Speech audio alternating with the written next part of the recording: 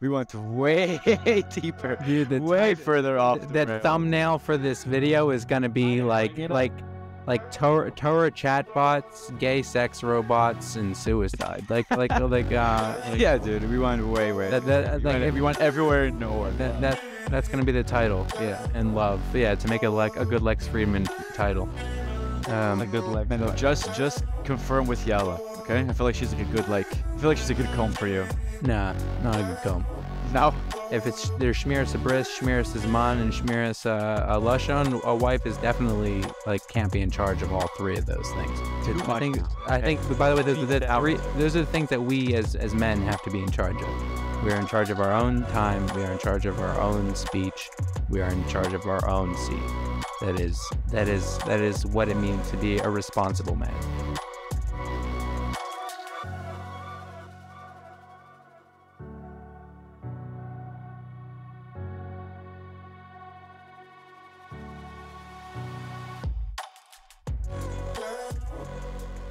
All right.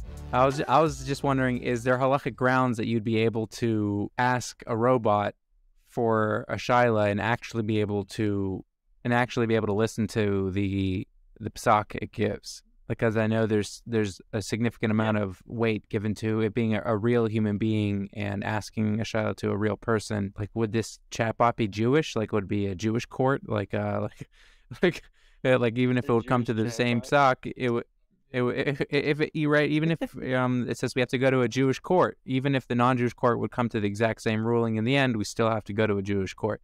So I've thought about that before, and the use case so far that has a halachic weight to it is what scribes use to check for mistakes on Sefer Torah. So when they write the whole Torah from start to finish, they use a computerized detection model to see if they missed any words or letters. Obviously, because even missing a letter nullifies it. But they don't. That's used. They use that to check 2 or 3 times, and then a real person has to go over it. Then a sofer has to go over it by himself. But there are poskim who have written that. Well, there are poskim, first of all, who have said that it means nothing. Using the computer model to check Sefer Torah. Most poskim nowadays say that it's actually you shouldn't, let's say, buy a Sefer Torah that hasn't been checked by a computer model. At the same time, you also shouldn't buy one that hasn't been checked by a human at the end. But they rely much more on the computer model. So yeah, it seems like that's way more for the scripture part of it. Yeah, I mean, it's for the scripture part where it's almost like it kind of just directs the Rav, who a human's gonna end up looking at it, where to look, so he can take a look at himself and kind of give the final say. Yeah, so which is the thing with the halacha and the Rebbeim is that I feel like the whole purpose of having a selach Rav is that you have an intimate connection with the Rav. I remember in yeshiva one time going to one of the Rebbeim there and asking him, hey, should I keep 1 day or 2 days of Chag? And my good friend who was right next to me, Zach Lennick, we both sat down and we asked him the exact same question. We're both the exact same kind of person, in the same yeshiva, in the exact same place. And one of us walked away with keeping 2 days and the one walked away with keeping 1 day, And it was only based on circumstances that the Rav knew that we had, that we didn't even know that, made a difference at all. We didn't know if I said this and I said that, we've got this outcome. It was just simply the Rav knowing that he was our Rebbe, and he knew that okay, you're in this situation, you're in that situation, you keep 2, you keep 1. So I the plan is to put a button sort of at the beginning of every question for Sephardi or Ashkenaz. I guess you maybe add a third button there for Yemenite, but yeah, I mean, well, what you would do with ChatGPT, is I've been watching, I forget what his name is to give him a shout out, but he's been just pounding away on Instagram and TikTok the last few months in using ChatGPT to do everything. So everywhere from scripting his videos that are not necessarily related to ChatGPT to actually giving he just all the new AI tech that is going down. He reviews and uses and shows you use cases, and he the key to getting OpenAI's ChatGPT to work well is providing you with the prompt, like, oh, I am so and so, and you are going to be my secretary, and here is all of my data, right? So you would, let's say, submit to it your user profile, like, okay, age, relationships, and you whatever the more you train ChatGPT to know you, you can open up a file, right? Like you can open up a chat and it has a memory of everything you've discussed in that chat. So you can ask follow-up questions, but to an extent, but the key is your prompts. So the better information you can give it is the more accurate the tshuva would be, the response would be. I think this is so cool though, but I with like even Chabad, like, is a great example where our leader, like Meir saying, like, it's super important to have a personal connection with the Rav. So obviously within Chabad, they would call that a mashpia, like the person you have an intimate relationship with, that you can ask personal advice, that you can be open with. They wouldn't necessarily call that your Rebbe. They would call that your mashpia. Your influencer, your like the person you go for guidance, your mentor. But it's still like there's this culture of, oh, you have a big question in your life, send a letter to the Ohel, the guy's gravesite. And I don't mean the guy, I mean, I'm saying like the Rebbe's gravesite, like, but or open up a book and stick your hand in a random page and see what in his letters and see what answers you get on that page, or and listening to him talk every single week after week, every Motzei Shabbos in every Chabad house, every Chabad shul, they play the weekly Gem Rebbe video. So but do you hear what I'm saying? Like, where there's that distance where, I mean, I had a difficulty relating with it, even though my parents had a deep personal connection with the Rebbe, and for me, already one step removed, meaning I'm named after him, so I'm after his life, or into, I don't know, and never mind, that's a controversial topic that I don't want to broach right now. I don't want to get any hate. I don't know, we all of a sudden became Sephardim where we can name all our kids after him, but he's alive. Like, this is like, just so many confusing elements to this narrative. Yeah, to me this seems very similar, where like your desire to have a conversation with Ari Kaplan, it's the coolest thing ever, but it's also, to me, seems a little dangerous because it could replace the real, like that sense that it could replace real relationships and somebody to really ask questions to, because it could successfully mimic a real person, and the real person being a goat.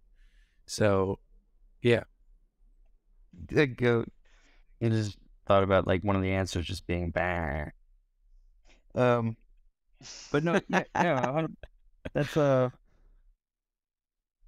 that's just a point. I think that comes down, like, it's not something that I think about too much, because it's like, I'm not responsible for, nobody's responsible for somebody else's, like, decision, right? You heard about that guy who, there's like some dude who, committed suicide because the, Replica app changed, I think it was Replica, changed their algorithm, but he had this, like, couple month long, like, relationship, he was, like, dating in his mind this his bot, The AI, like the chat. yeah, so there's a app called Replica, basically, where you can like make like either like a male or female or whatever bot, and then it progressively, like, from your responses and whatnot, it progressively learns you, I guess. And then either way, so then when they changed the algorithm, like, he bugged out because it kind of like messed up his girlfriend, because like it wasn't responding the same. So they actually ended up calling him a loser and broke up with him. And he jumped. It's comical and hilarious, but the sad part is that it's a real person who killed himself, and Yeah, this goes into maybe a darker twist, but I mean, wow, I can't believe I'm bringing these up. But yeah, this world we live in, where people are like crazy sensitive snowflakes who commit suicide like it's COVID, and they just catch it and it spreads everywhere, and they're like, and so like it's the leading cause of death, I believe, for people between the age of 16 and 28 years old, if I'm not mistaken. What? Which is what? suicide, self-inflicted Leading cause of death, you're saying? death. And yeah, like so on the one hand, you could have an absurd case like this, where this is clearly this guy's as a nut, like, right? Like he has to be. Or he was just really sad, depressed, anxious, and lonely. And that's really what all human beings are going through to varying levels. And he found some way to alleviate that pain, and then all of a sudden it came crashing down.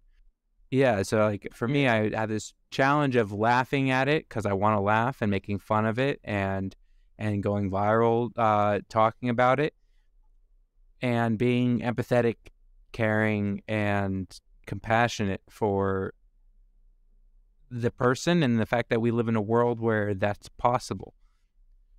And yeah, like, how do you find that balance? And this could be with any topic, like homosexuality in Judaism, or just trans people and whatever that movement is. And like how do we navigate that? How does a human being, how do you navigate that, Mayor? Well, I mean, I think we all heard like what happened, not too long ago with one of our friends who was, openly identified as gay, homosexual, whatever it might be.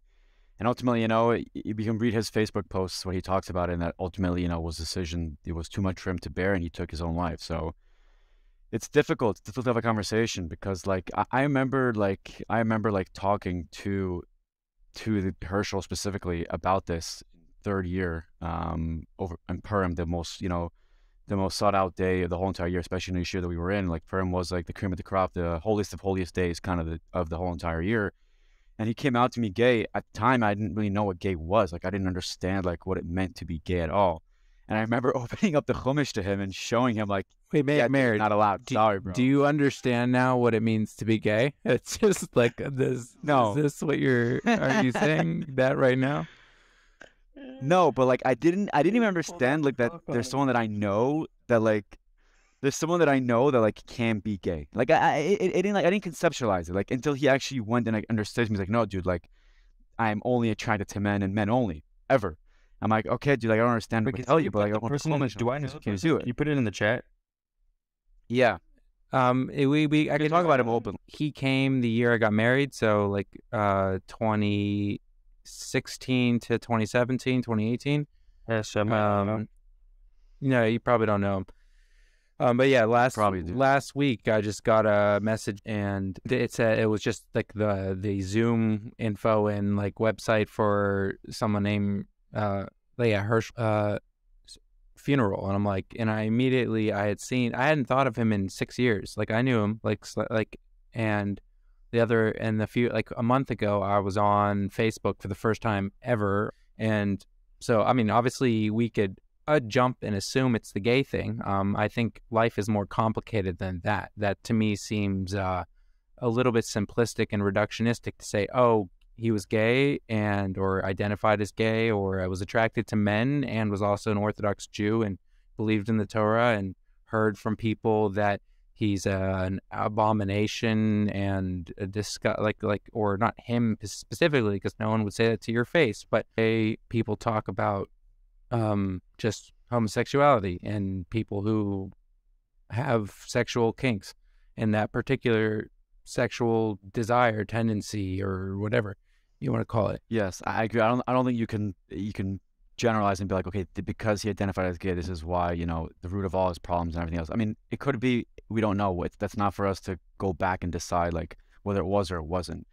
The point to me being that it's I was talking with a friend the other day, and like he made a point that like, I think I told you on the phone as well, like he made a point that like as we get closer to the end of times, we go back to a state and to a point where we were where we were when we were at Gan Eden, which was simply like Adam and Chava, like whatever you want to call them, were hermaphrodites, or whether it was a man and a woman, or a woman and then a man, and they got connected. It's interesting. It's no coincidence that as we get closer to the end of time, and as modernity, continues developing in the way that we have, that the whole fact that you can even like question your sexuality like something that our parents and their parents never even did.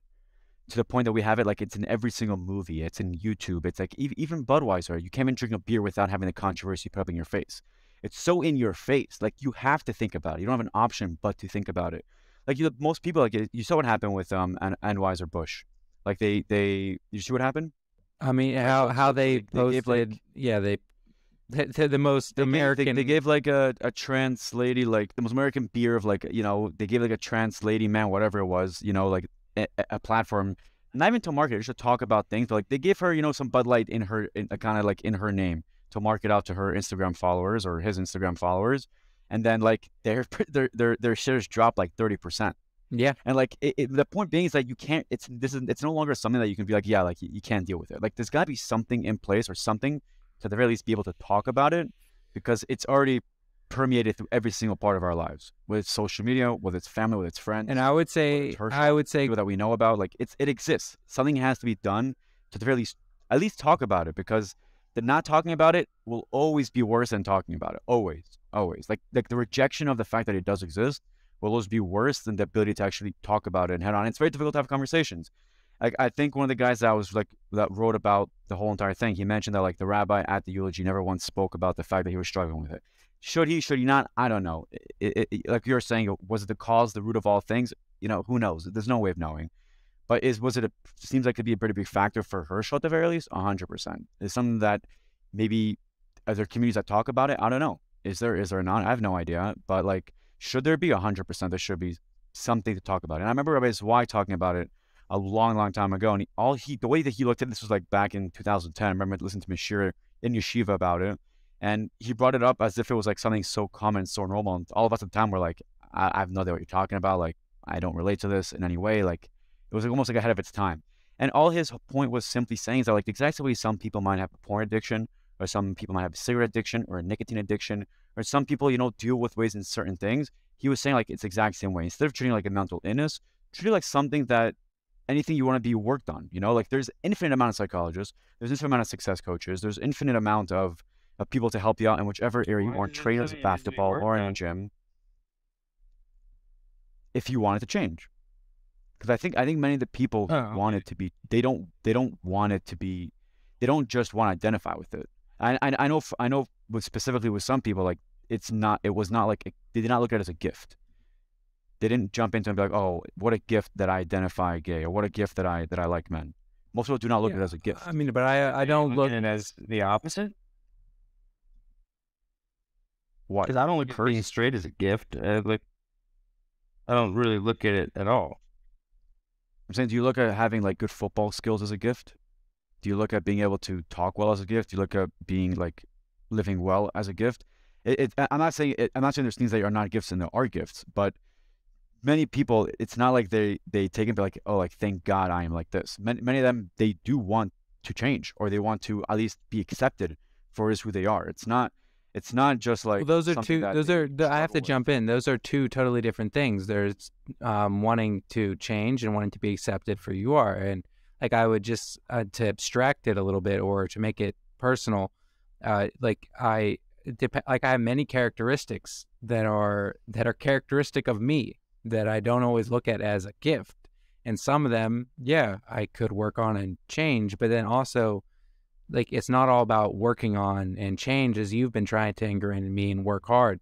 It's to learn to love, accept, and forgive myself, like, for who I am, while still looking like for who I am right now at this current moment in time, and my entire existence up until now. And also knowing forward, I can go forward with this, but it has to come from a place of acceptance. And I think somebody who, like, for whatever it means that, like you said, Mayor, that we can identify as our sexuality, that wasn't a question people asked. Like I don't identify as straight. I am like you just said, I don't identify as it. I am attracted to woman, and like every man in the world, they're attracted to every woman, but they also choose one, and they stick to that one, and then people argue that you have an outlet, and that's why it's okay.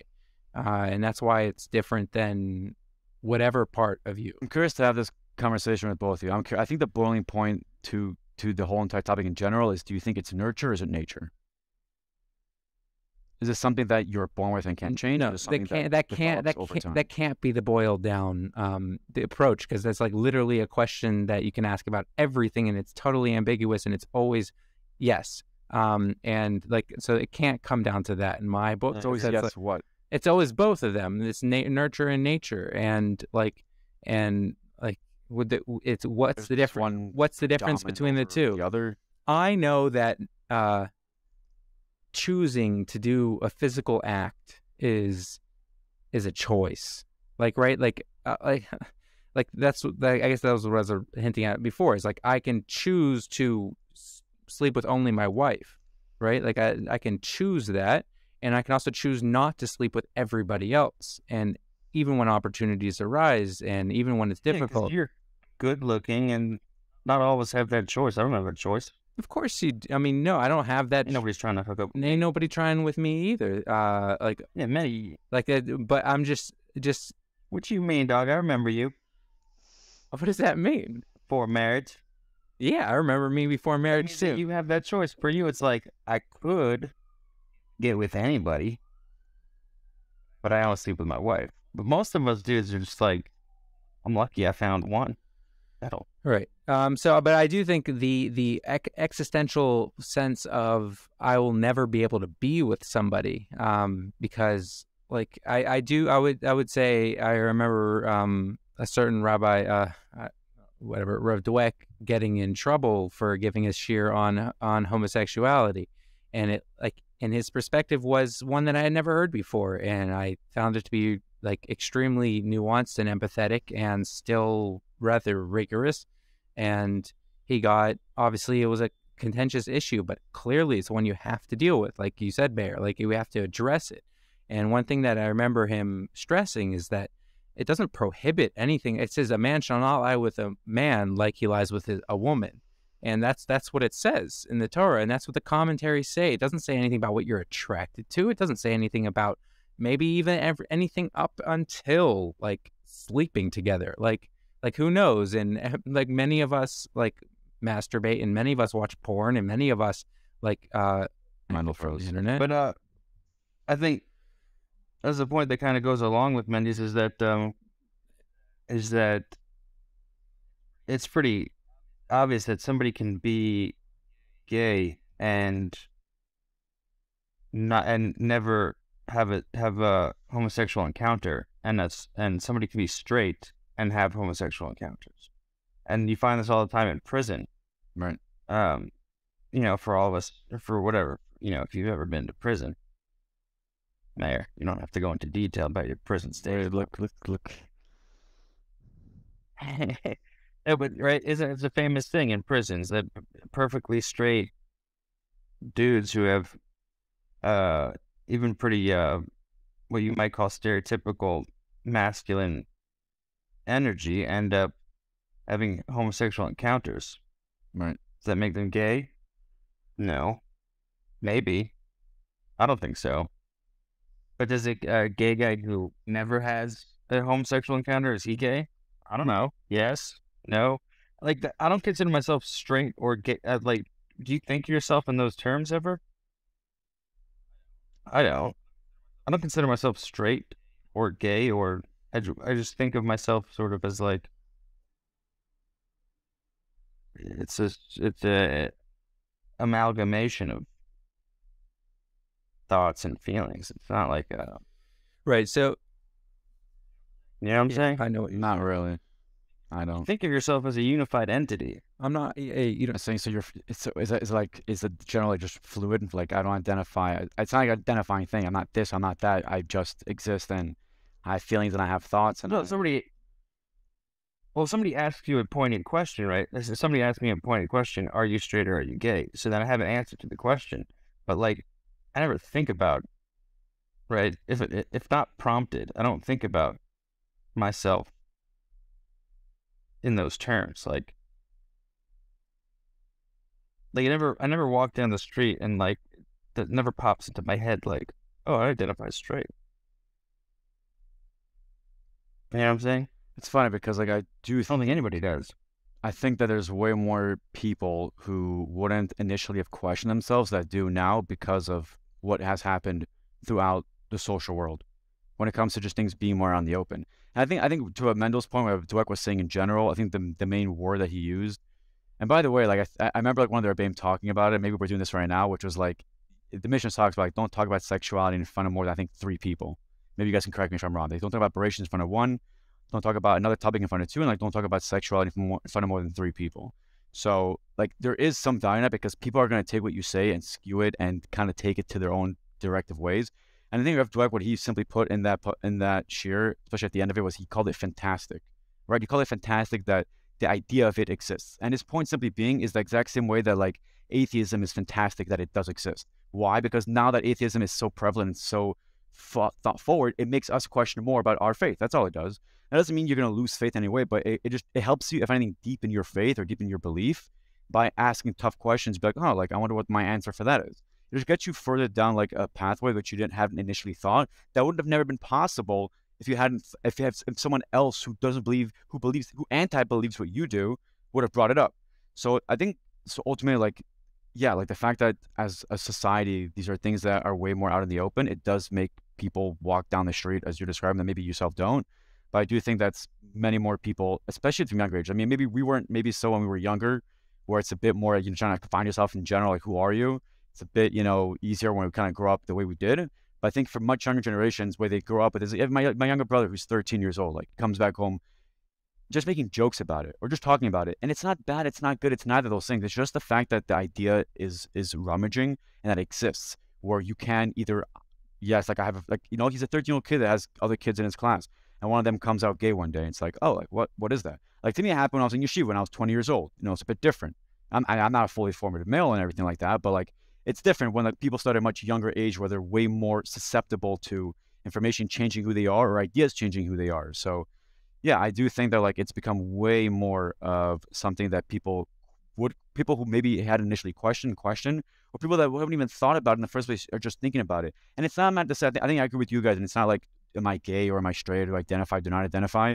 Especially not for us the way we grew up. I think for much younger generations, it's way more acceptable, I'd say, to at the very least think about it and then maybe, you know, act upon it. Like, I think when it comes to like doing something, it comes with a thought. And it goes into your words and how you speak, and then you come into action, you know? So if you don't let the thoughts rummage around, it's never going to go into your speech and it's never going to come to an action. But if you let the thoughts rummage around, you start talking about it, it is just one step closer to getting towards that way. And it doesn't have to be about gay. This could be talking about a whole general topic as well when it comes to wanting or not wanting to do things. Can I jump in here? Yeah, so I'm totally with you. I think when it comes to dealing with any philosophical issue or psychological issue, you can question whether or not the question is a valid question. So I think the quickest point to dismantling some of these over-identifying with certain fragmented parts of our identity, even ones which are so not even fragmented, integral to who we are, such as our sexuality and like our sex drive, and that being the core of, that's yesod, and that's where like it's the core of our existence is shmiras bris, and all, like the most important thing a man, like the most difficult, painstaking, wild task any man has to go through is shmiras bris, no matter what your options are or aren't. It's because today, in today's day and age, we all have access to any virtual artificial intelligent girlfriend that maybe even could be embodied that we want, right? Like that's the world that these 13-year-olds are growing up in. But I'm lost my train of focus. As I do. We initially started talking about like whether this is, I put the question, is it nurture in nature? And you both were saying it's not a matter of nurture and nature because anything is nurture in nature.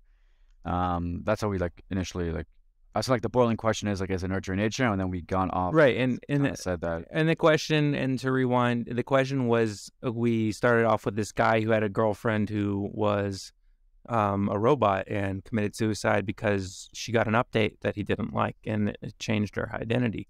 And he jumped off of a building or whatever he did, and how that's tragic and also hilarious. And And then like, and we wanted to know. I think your question was something like, can we be empathetic? like how to deal with that dichotomy of like super seriousness versus maybe talking about it. I think the biggest problem, yeah, so that's it. And that's what I wanted to jump in on with Mayor is like like free speech is like the cure. And this ability to speak and risk being offensive and maybe humorous and maybe insensitive, like, yeah, just risk being very insensitive and maybe even offensive.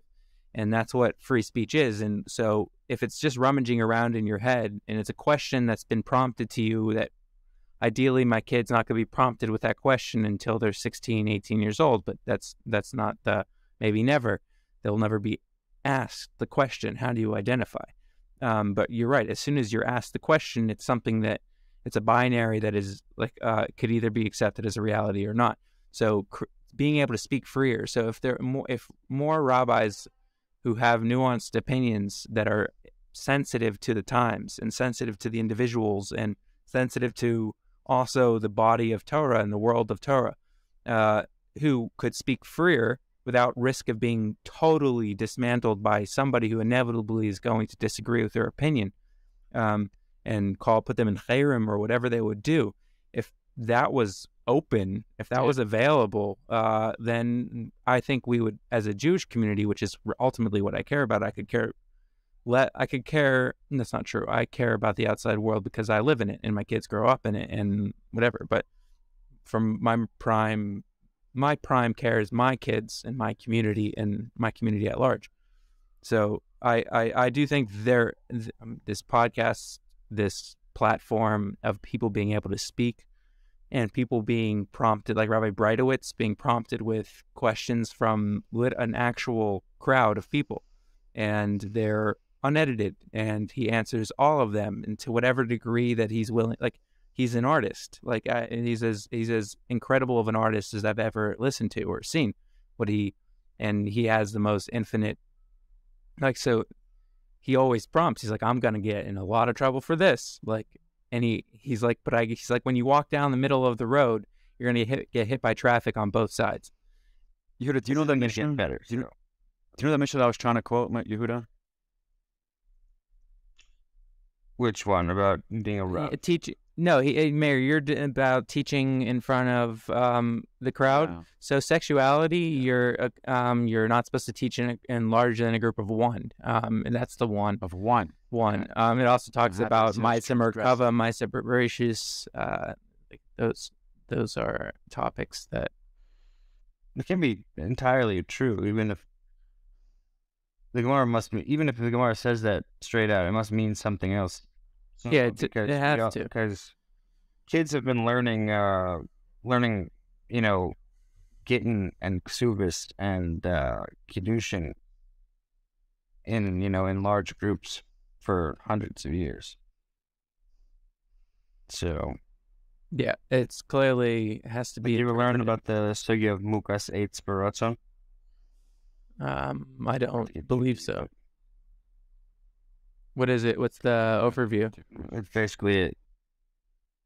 Well, Mukat's Eitz is if the Gemara is talking about a virgin and essentially the case is losing your virginity by accident.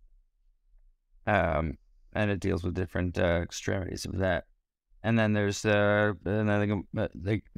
the Gemara that brings it up, but there are other commentaries that bring up what about Mukas Eitz Baratzon, which is essentially losing your virginity on purpose, but not with intercourse. Basically a dildo. What comes to it? That's cucumbers. Yeah, but to answer your question, I think about, because I have thought about the dichotomy, between I guess maybe like I guess really in broad strokes would be free speech versus being sensitive and empathetic. I think, like, first of all, if you can't laugh about something, that's not good. Right. And second of all, I feel like there's a somewhat of a line between speaking in a public forum versus in private. And Jordan has said this a number of times, something similar, which is like, you know, he's made it clear that he's against using like all these sorts of pronouns, right? But he's also said many times, like, if somebody were to ask him in a personal setting, like, you know, I feel such and such, or I feel so and so, and I identify as such and such. Can you please call me, by X? That he would gladly comply if he felt the person was being genuine. I feel like that's kind of like a good heuristic, like I don't know. Yeah, so it's definitely a sensitive topic. I would also love to have anybody who is like identify or whatever is likes men and also is a Orthodox Jew or identifies as an Orthodox Jew I don't know, like somebody who is personally involved in this who'd be willing for me to ask stupid, ignorant questions and maybe be a little bit insensitive, just to be as free speech and curious as possible. Like I'm totally open to that conversation. I'd like to see how it would go privately or publicly. It's an open offer. It's an open offer. If you know anybody who would be like that, family members but they're not. Big difference, obviously, when it comes to the letter of the law in terms of Jewish law. Anyway, there's a big difference between female and male homosexuality, which raises an interesting question, obviously, as to why that is.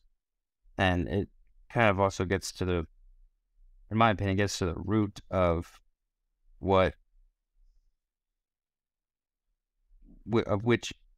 the primary issue anyway with having homosexual intercourse.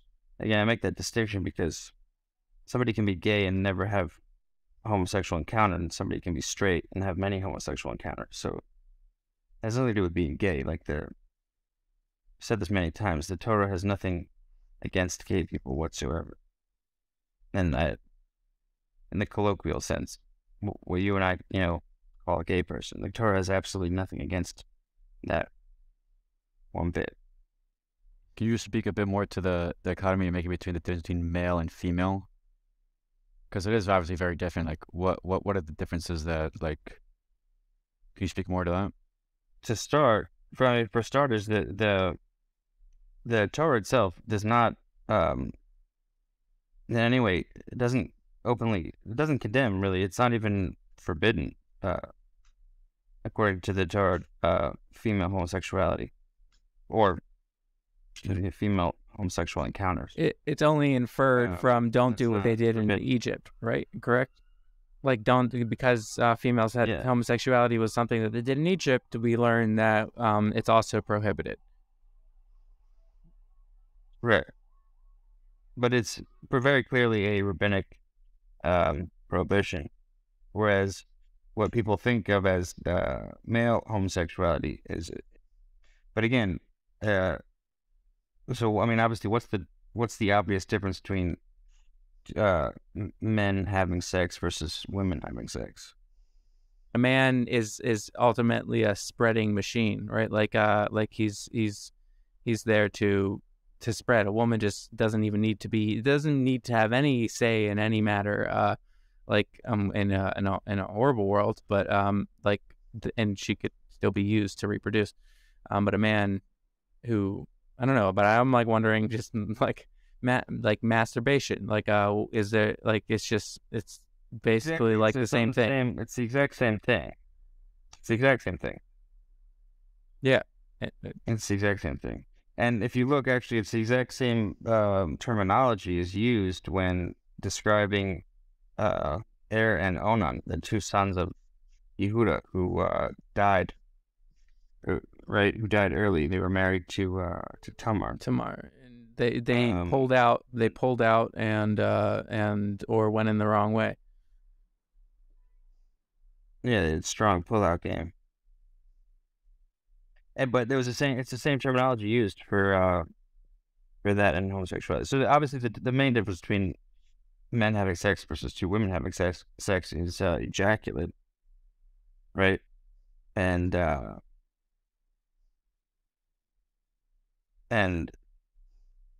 the waste of it.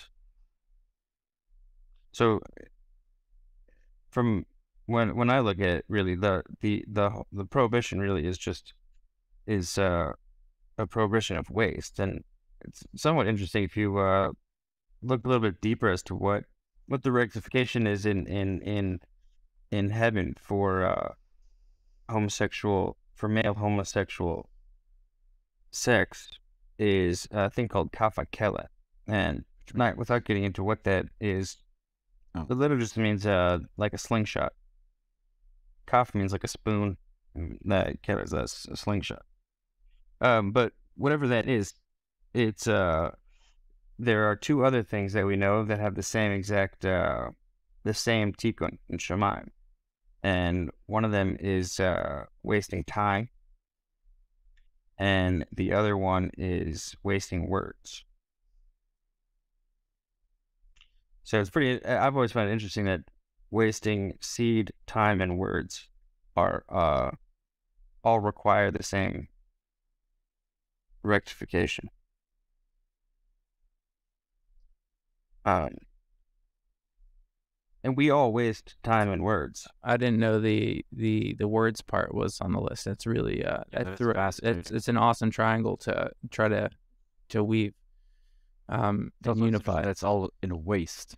They're all like things that you waste. Like I mean, it doesn't have to be the way that we're making it all sound all sexual or homosexual or whatever it might be, the way you identify all that stuff. Wasting potential energy. That's what it is. Exactly. You're just wasting. Like the exact same way you don't waste your words. Well, don't waste your seed either. Okay, and don't do it with a guy. You know, like don't waste that with a guy. Don't waste your words. Yeah, it makes it takes that removes a lot of the. Don't waste it with a girl. Aaron Onan wasted it with a girl as well. They got the same punishment, and they got the same abomination term thrown at him. Yeah, I do find it being a different that one is mentioned in the Torah and one isn't.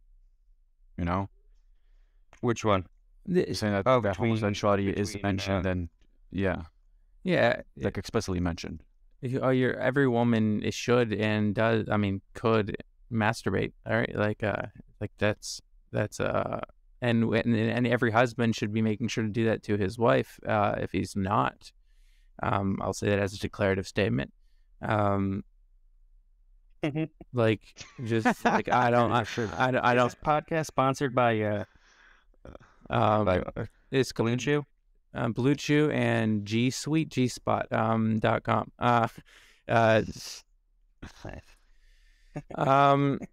Our first sponsors. Do you know Joe Rogan's first sponsors was a fleshlight? Did you know that? No way. Yes, it was. Years. By Audrey Marcus. Audrey Marcus's company, who he also now runs On It. His first company was a sex toy and male. Does he run On It nowadays? Yeah, he's the owner of On It. He's partner with Joe Rogan for On It. Yeah. And yeah, Joe Rogan's first sponsor was the fleshlight. So just like to the degree of which you think it's like however much you agree or disagree with like the rampant sexual promiscuous like element of society and this encouragement of it could very, very easily, as warned in the Elders of Zion, that if anybody's ever read the list, but they will use pornography and sexual promiscuity to essentially destroy people from the inside out, because like time and words, our seed and our sexual attention is the most valuable like asset we have, like and irreplaceable, all of that. And once it's out in the world, it's never coming back. So like, and they all share that.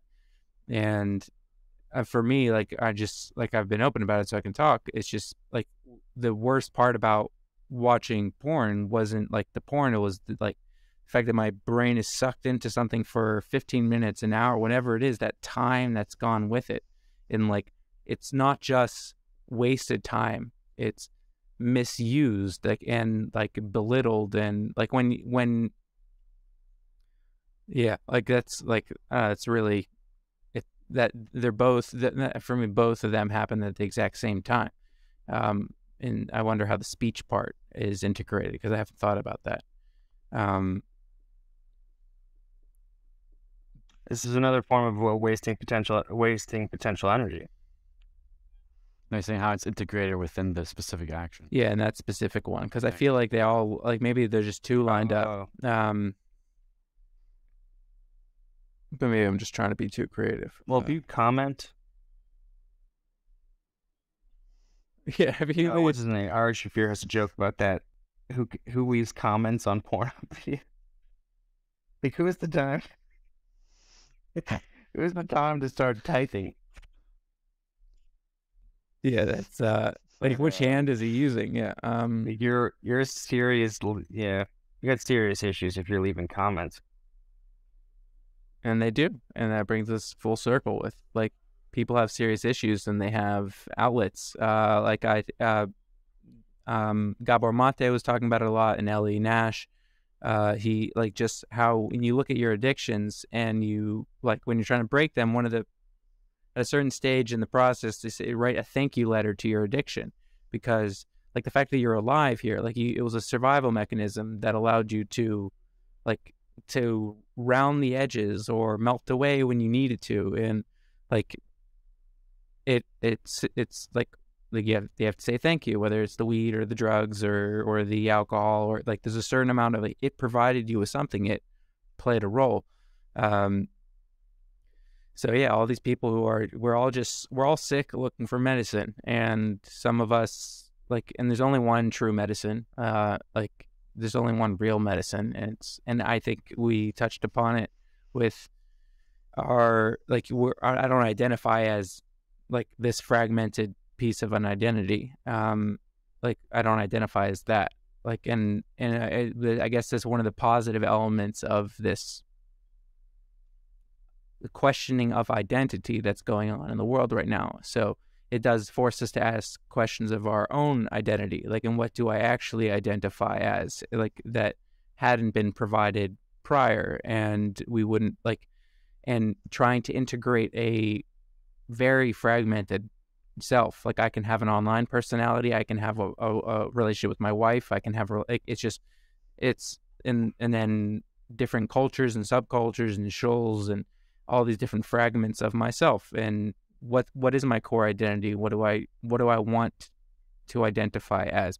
And so I do think it's where Shmona Prakim, Chodavos Levavos, all these, like, Mari Kaplan, like Bot Rabbi, people who, like, are sensitive that people need saving to a degree, and offer them a real, genuine trufa, like a healing process. And I think that's what the Torah ultimately is. I think it's not a coincidence that May is Mental Health Awareness Month and it's Sfiras HaOmer right now, and we're all correcting our midos. The Jews really do run the world, or the world is becoming in tune with our calendar, or something like that. Like, that is my messianic times coming. But I think there's something. How'd you get into the Elder Zion, by the way? Oh, because how did I get into Donation. it? Owen. Oh, I just read. You never read the. Yeah, I applied using like 4 different emails. I applied using a VPN one. You've read it though. You know what I'm talking about, right? You've read the letter, the Chronicles, the forged letter of the letters of the Elders of Zion. It's been, like, wiped from the internet, but it's like an old document that was forged in order to make the Jews a scapegoat. And it was like a big catalyst too, and tool used in propaganda for Nazi Germany, and Written 1920. Yeah, and supposedly it's for. I never really cared much for the Nazis. They're, well, the Elders of Zion. Jerk, you know. Well, what about the Frankist Jews and the Sabbatean Jews? and those in the fact what the Vilna Gaon says, the Gra says about what the Erev Rav is and how similar it sounds to Zionism and all those weird connections and all, like, so yeah, that's I'm not so quick to dismiss a lot of this anti-Semitic jargon. I'd like to free speech it and either argue with it, dismantle it, and take what's true and figure out what to do with it, because I don't want to deny parts of reality just because they're uncomfortable. Did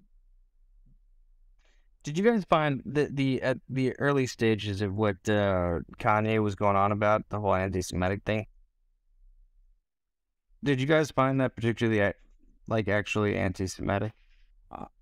The beginning parts, I was a staunch defender on all social media platforms. I listened to every single interview. I made the most viral clip that went viral from the perspective that he's I'm jealous of the Jewish people. I'm jealous of how they raise their kids. I'm jealous.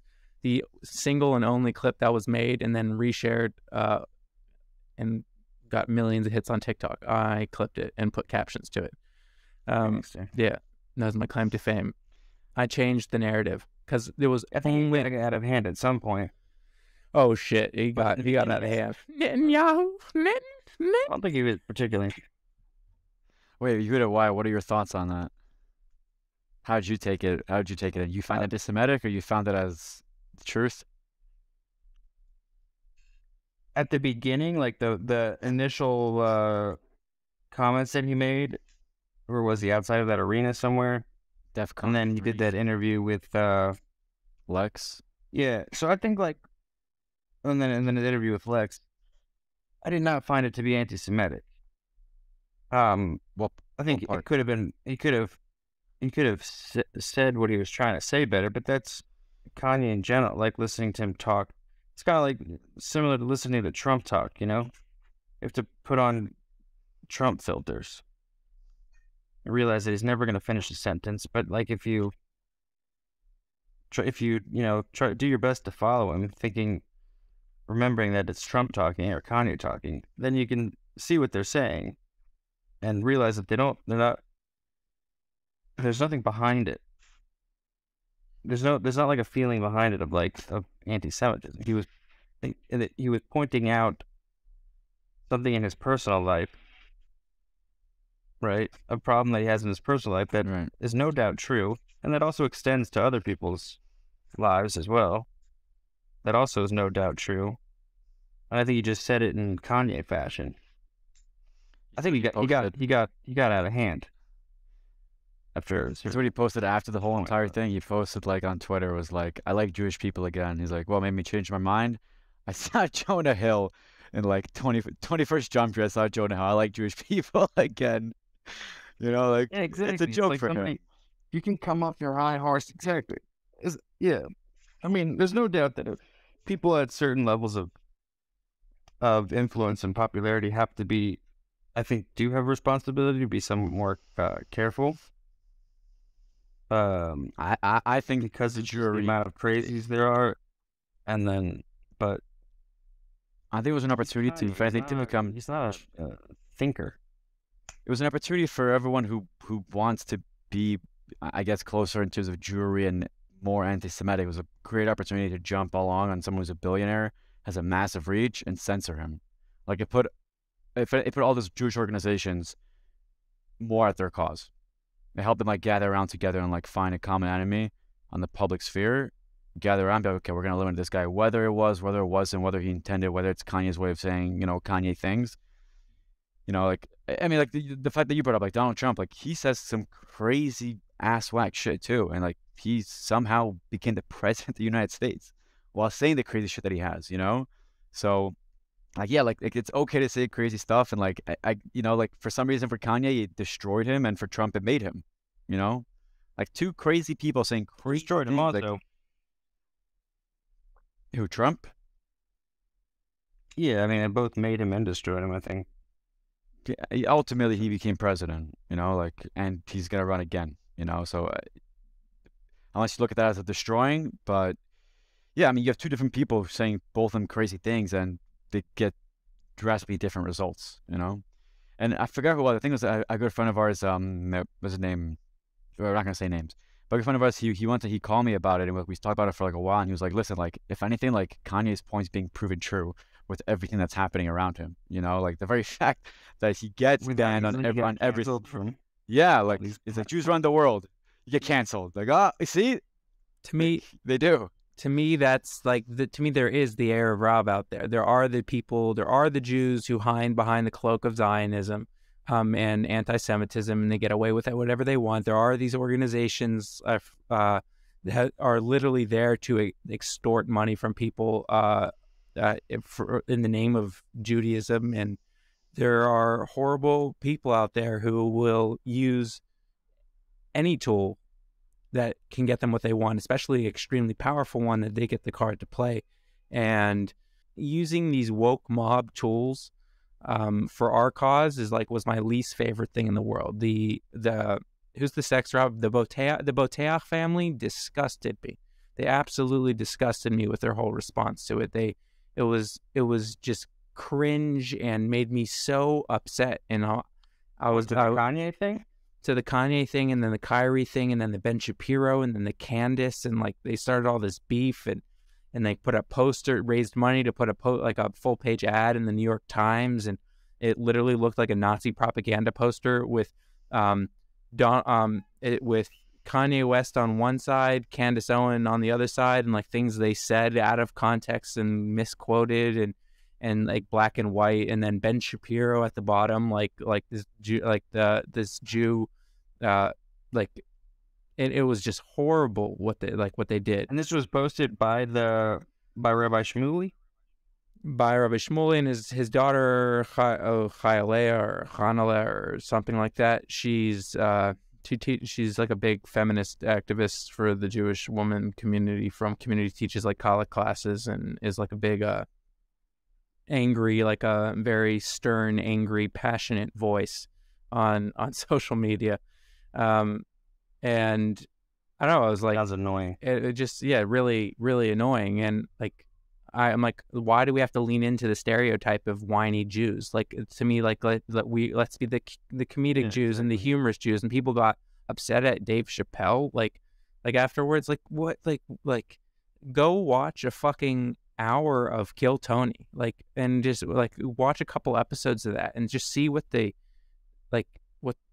what you could be like if you just said screw it to being polite. It's just like, it's a really freeing place, and let's try to be funny as possible. It's like he's not a and like anybody who's watched Chappelle's career at all like knows that he's the farthest thing from first of all, it's the farthest thing from conservative or anything remotely conservative, and second of all, he like has nothing against trans people whatsoever or anything of that nature. He's a comedian. He's a storyteller. Really. When non-comedians take up the comedian like Steven Crowder, comedian flag, like Steven Crowder sometimes, yeah. Owen Benjamin sometimes. Owen Benjamin is sometimes, dude. Like he's the person who really was like opened my eyes a little bit to the other side, the dark side.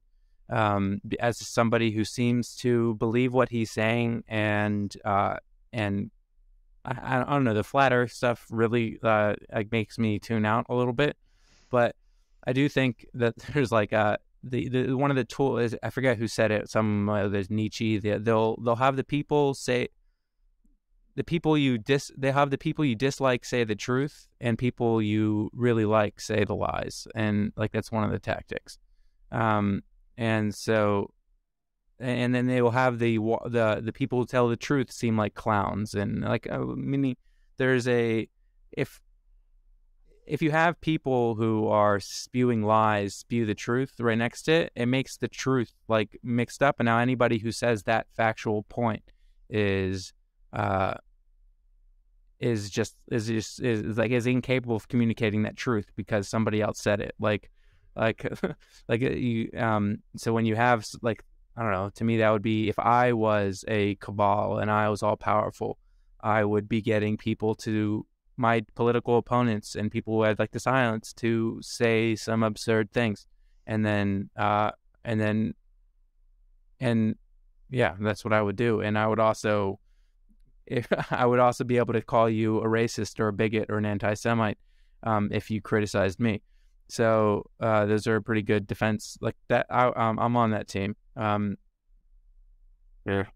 It's just But Mayor, I wanted to go back to a point the mayor said early on, if you guys don't mind, about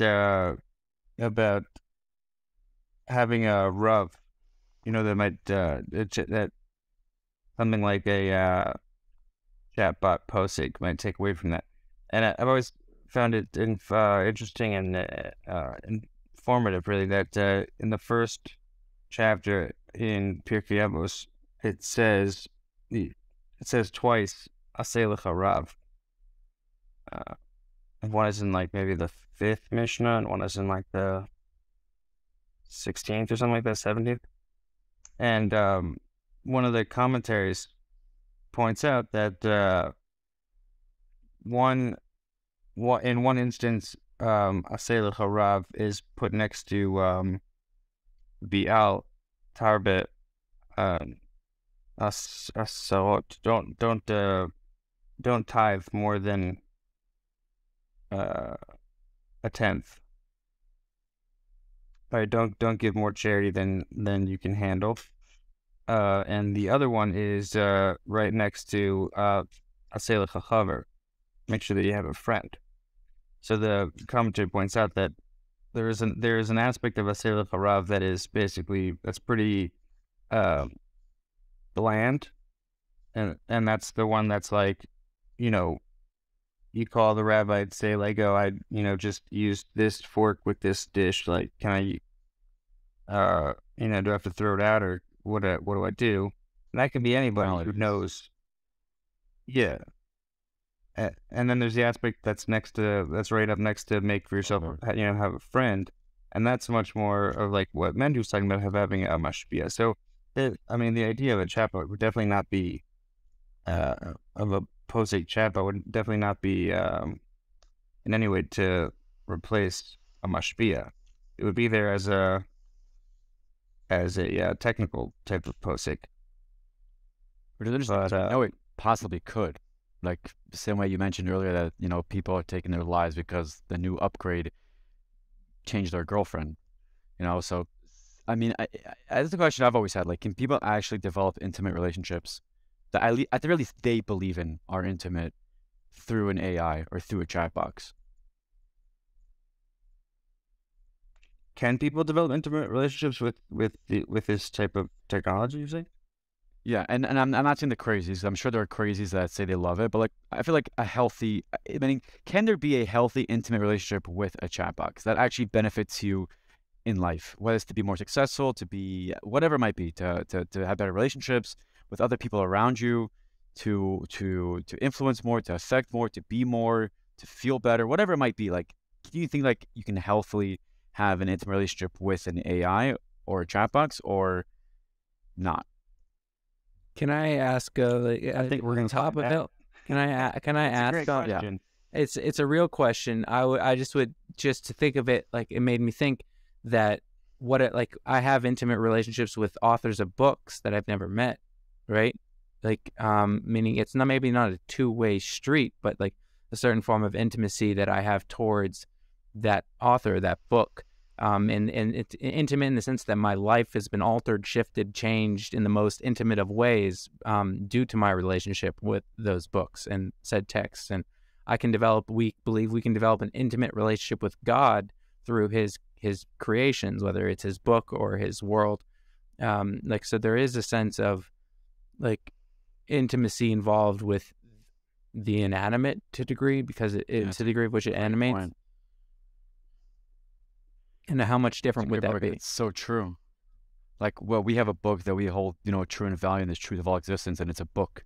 that everything stems from that. So if we're able to have develop relationships with our Hashem, with our God, and it comes down to conversing in it, reading about it, and have it in your mind, then ChatGPT and any other large language models that are able to have, a social conversation have all those things, if not more. They have writing, they have the ability to think about them and having your mind, and the ability to talk about them, all in one too. So if anything, you might even say you can find a God through it too, So maybe like, something that we never understood, like what idol worship is. Like maybe we're getting back to an age where like we can maybe understand it a little bit more. Where everything is there to serve you and you only, and you can ask for whatever you want whenever you want. Hey, like I want to make like $100,000 today on the stock market. Which stock should I buy or sell? Whatever it might be. And just an example, But like I feel like that's what like what like an Avodah Zarah would be like. Because I think my understanding of Avodah Zarah in general was just that like you're asking another God to get you the things that you would ask also your God, Hashem, to get you, just that God would do it quicker or more obvious that it was from him.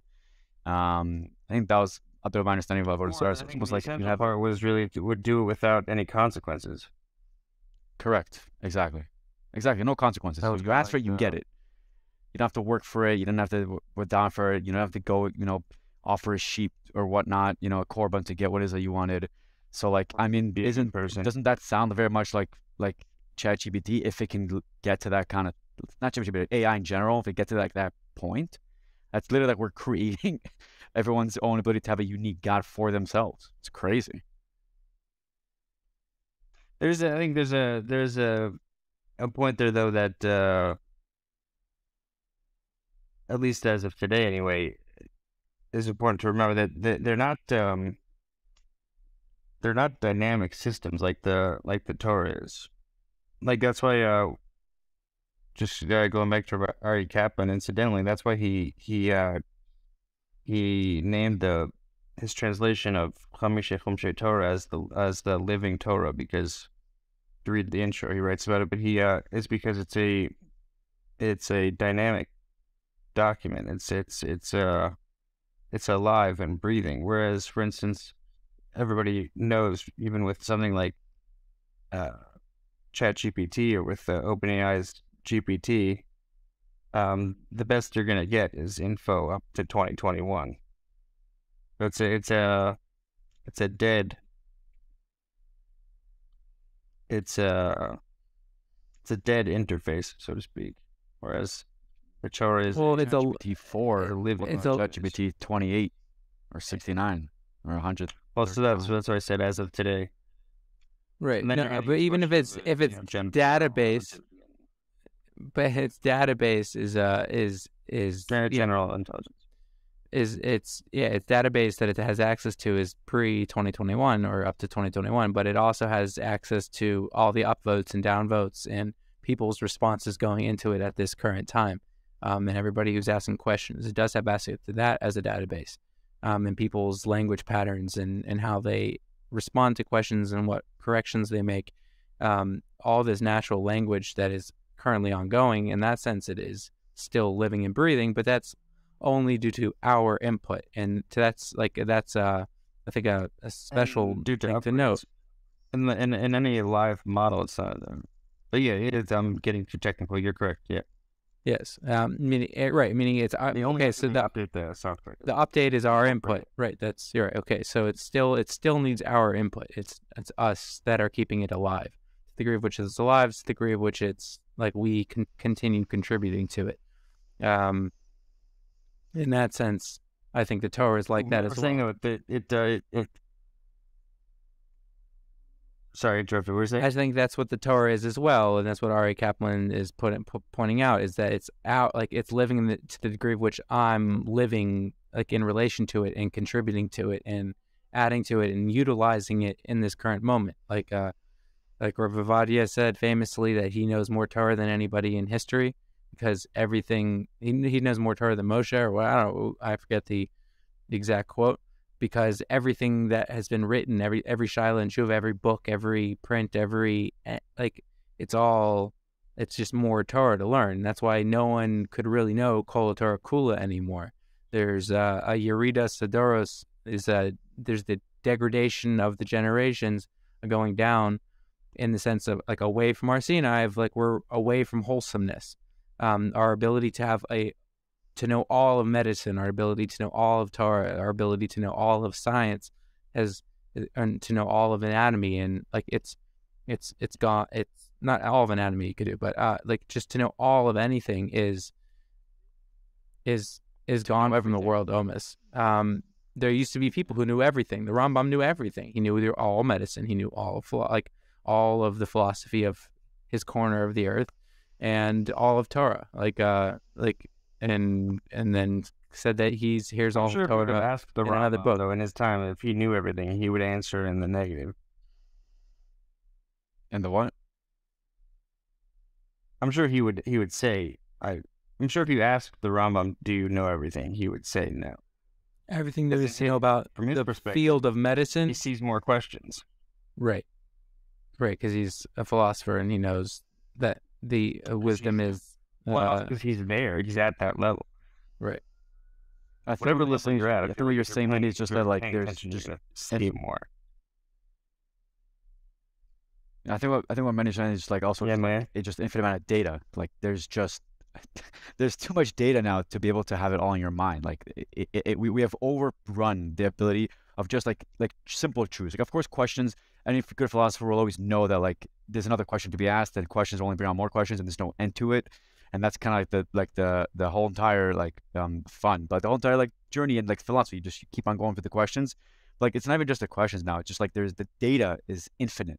Like you can't even know all the truths that are truths. Right. Like if you forget the questions that like you want to ask, that maybe even like something for the future or from the past, you can delete those. You're talking about medicine and psychology and ideas and thoughts and technology and water systems and trucks and trains and airplanes, like guns, whatever it might be. Like you can't even know all the truths that right now do exist. Forget about the unknowns or the mysticals or the esotericals or the gateway drugs or the stuff like that. Like like DMT that opens up your mind or whatnot. Like you can't even know all the truths that now exist. So is that just Yeridas Adoros, or is that just an Aliyah of Doros that like we just have so much more information that we can attach ourselves to? I've always had like the question of like, are we really Yeridas Adoros or are we like an Aliyah Adoros? Because yes, we're Yeridas Adoros from Har Sinai, but we're Aliyah Adoros towards the times of Mashiach.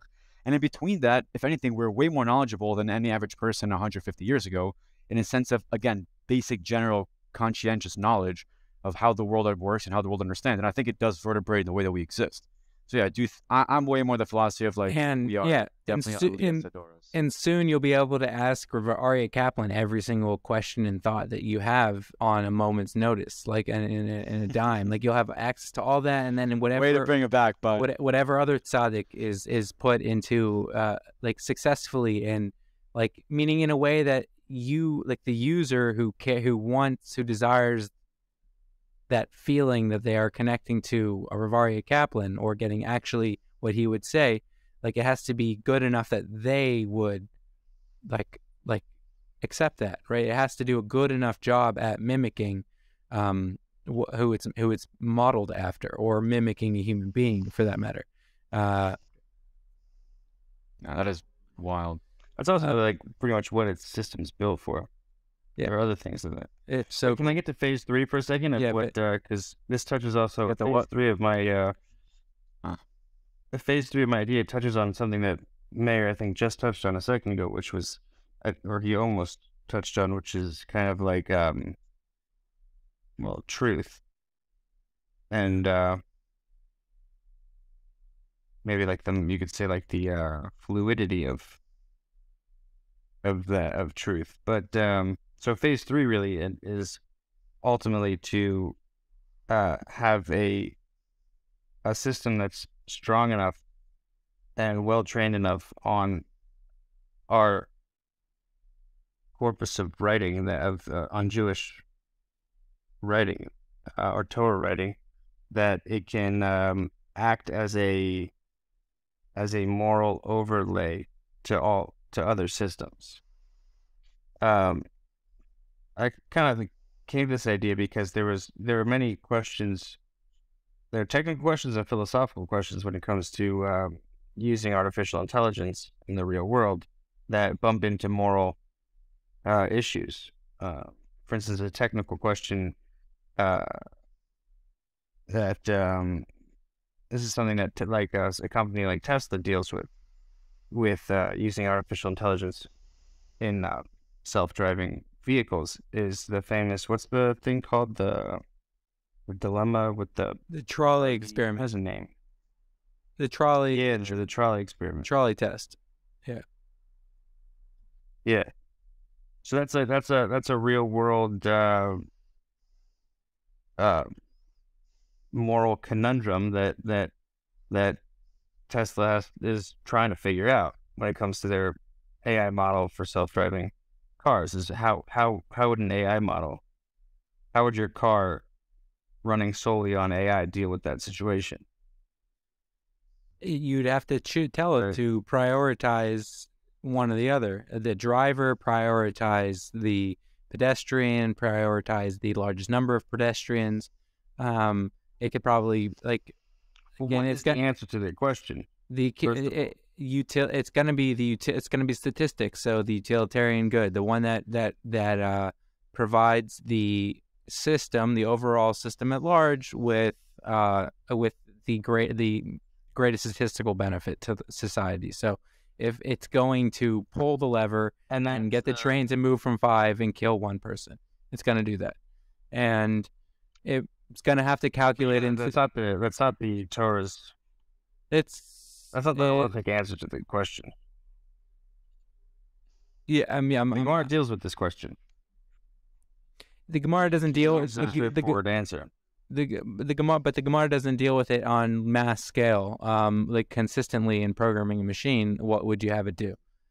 Maybe it would matter if it's mass or not. Meaning, it's on a component point of view. If you have the answer is scale. Trolley cases, the answer is the same to all of them, which is stick on the path that you're on, and it's not a numbers game. It's more of a path game. You know, I mean, the relevant numbers that are to perish potentially with this trolley experiment. If you put 400 on one side and 400 different situations with, let's say, 10,000 people, if you move the lever versus 100 people, if you don't move the lever, you don't move the lever. You know. I mean, the situation is on repeat. Like, the idea applies across all situations, which I think is true, Yehuda, right? Which is the path that it's on is the path that it goes on. You are not there to make a judgment of of how many lives outbalance one or the other. And I think this is true within the cities too. Like, if a city's sieged, and they say we need this person to come out and everyone else gets killed, they no, just because you have a vendetta against this guy or just because this guy did something wrong, we can't sacrifice all of us. And they will if they call out a specific person.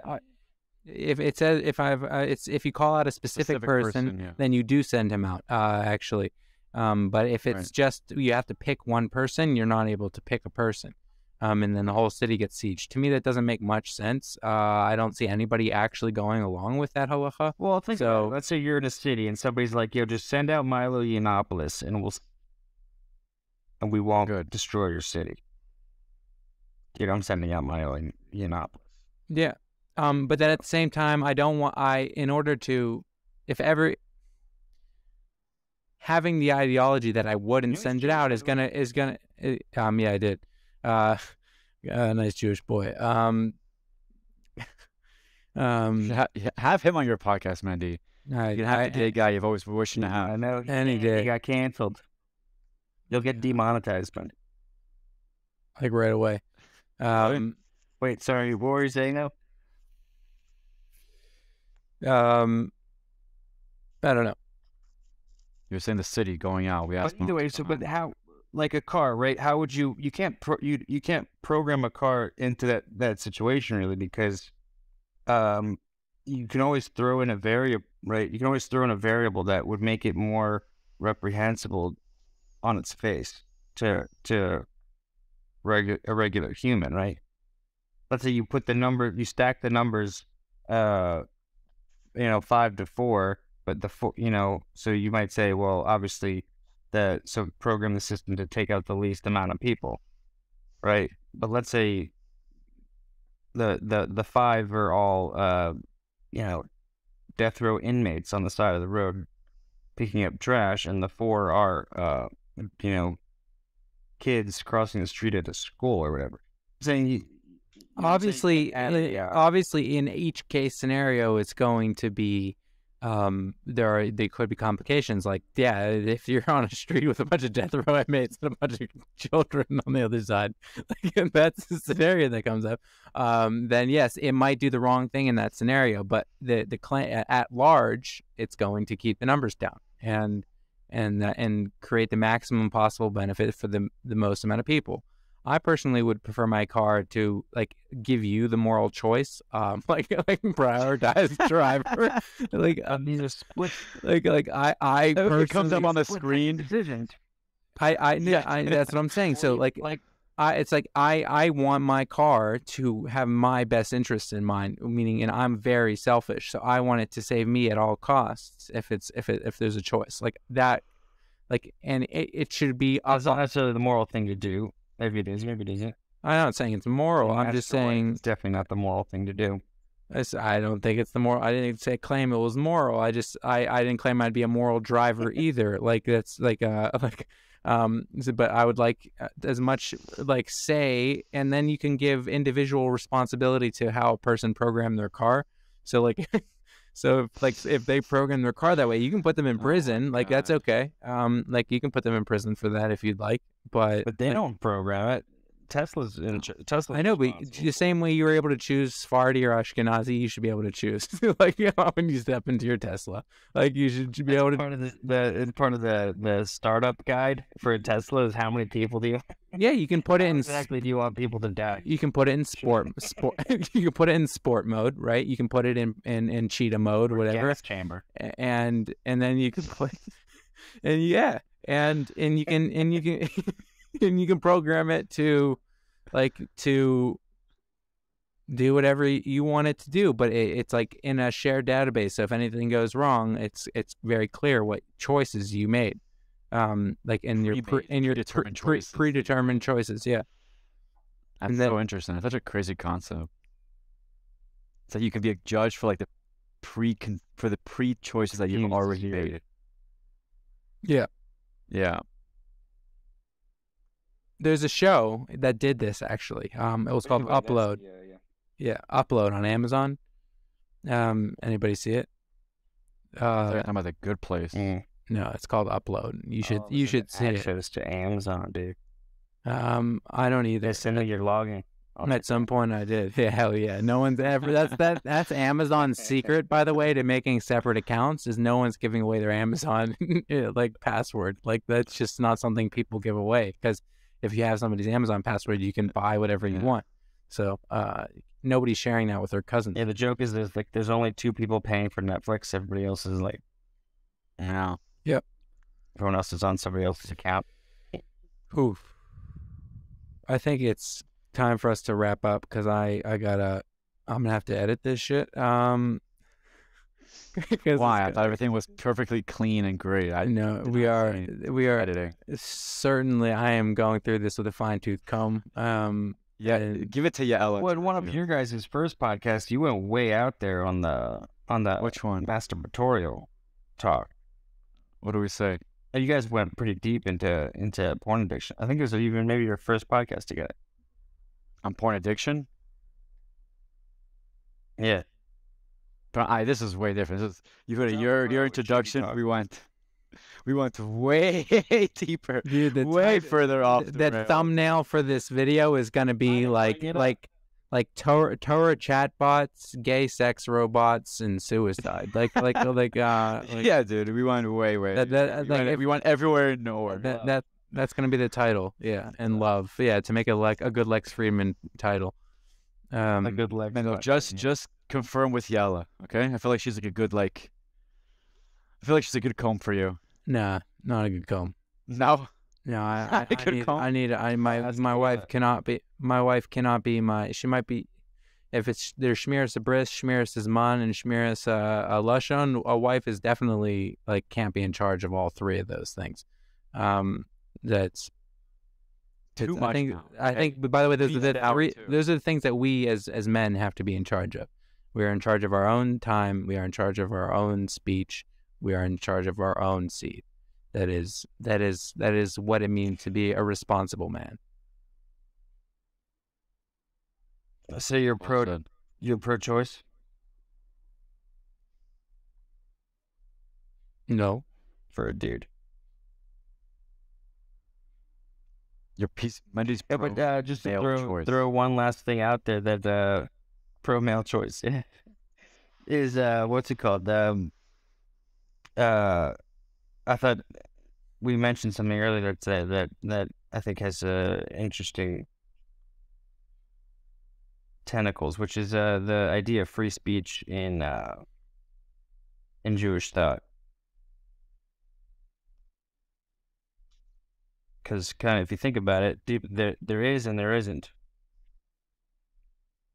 Like there is right in Jewish thought, there is free speech, and at the same time, There's definitely not free speech. There's 100% not free speech. What do you mean? there kind of is though.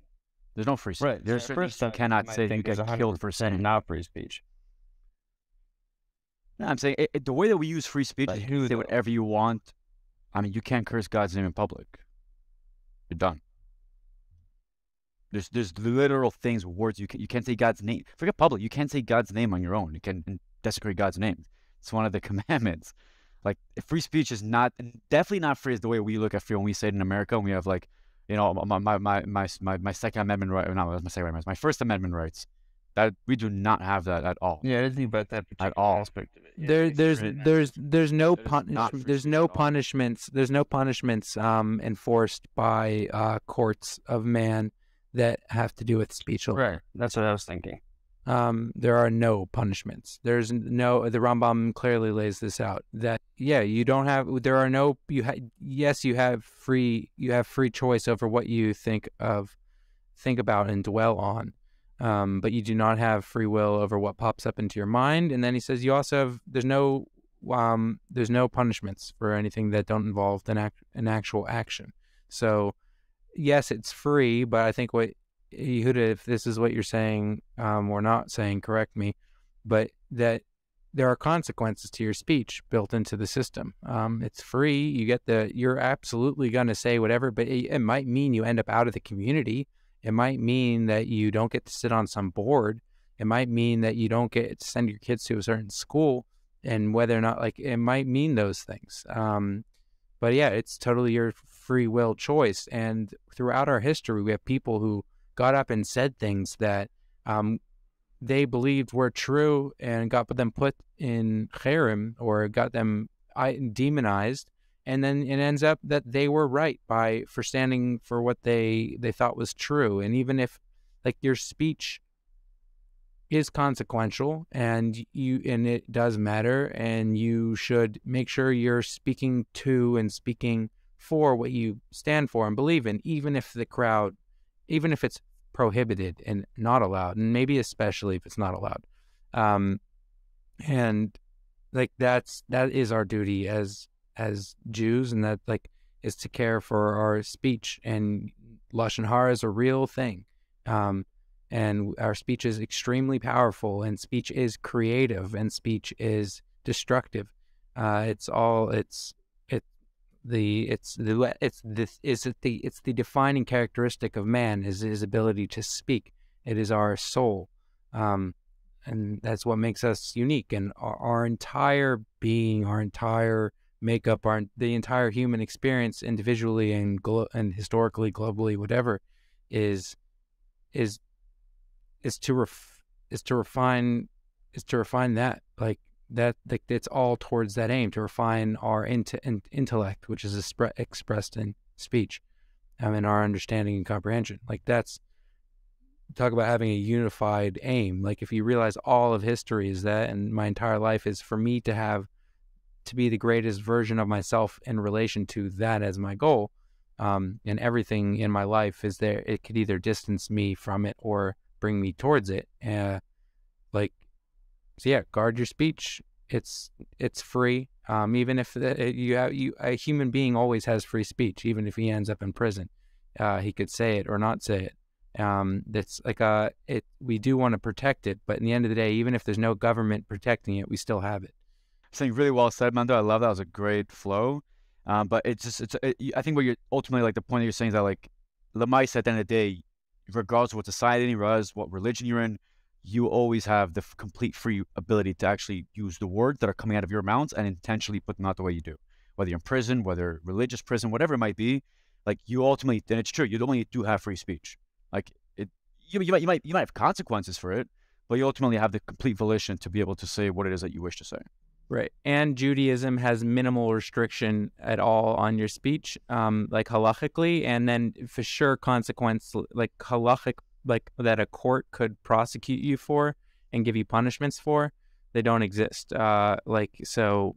Just they and it's so that's That was my protected. main point really is that like it's in Jewish thought, speech is heavily regulated, but by nobody other And than Bob? God. Other than God. Yeah, there's tons of rules about what you can and cannot say, but there's nobody holds a nobody can use those rules and enforce it with any sort of power. They're just rules for you. And like Wendy said, there are consequences to breaking those rules, but none of those consequences can be. Nobody can take any action. I'd say the word you're looking for is no one has authority. Yes, There's yes. no like there's no authority. No one has authority over your speech other than you.